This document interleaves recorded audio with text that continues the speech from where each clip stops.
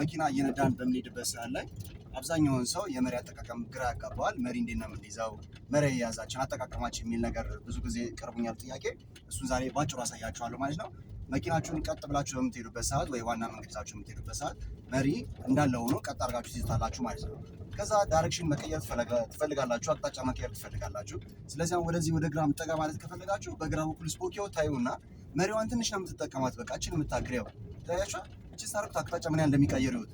ከዛ በላይ ያረጋችሁት መሪ ደግሞ መልሳችሁ ከዛ አስተካክላችኋል ቦታዋ ላይ ወደ መመለስ ካልቻላችሁ ቀጥ ብሎ መሄዳችሁ ነው ማለት ነው።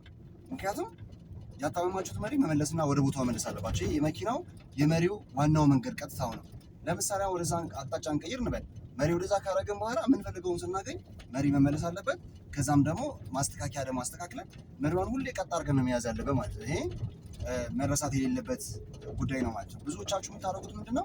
ዝም ብላችሁ ትንሽ ወደዚህ ማሄድ እስከፈለጋችሁ መሪው ዝም ብላችሁ ታዞራላችሁ። ስትዞሩ መሪ አቅጣጫ በአንዴ ነው የሚቀይረው።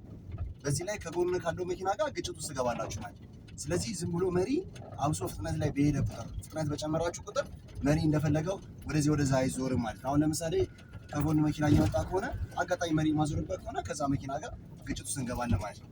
ስለዚህ መሪያችን ቀጥ አድርጋችሁ ትይዛላችሁ። ከዛ በኋላ እያያችሁ ወደ ምትፈልጉበት ዳይሬክሽን ትንሽ ታረጋላችሁ። መለስ አሁን መኪና ጋር እንዳንጋጭ በቃ መስመራችንን አስተካክላችሁ ትሄዳላችሁ ማለት ነው። መሪ ሁሌ ግራና ቀኝ መያዝ ጥሩ ነው። መሪ እንደዚህ አይጨበጥም።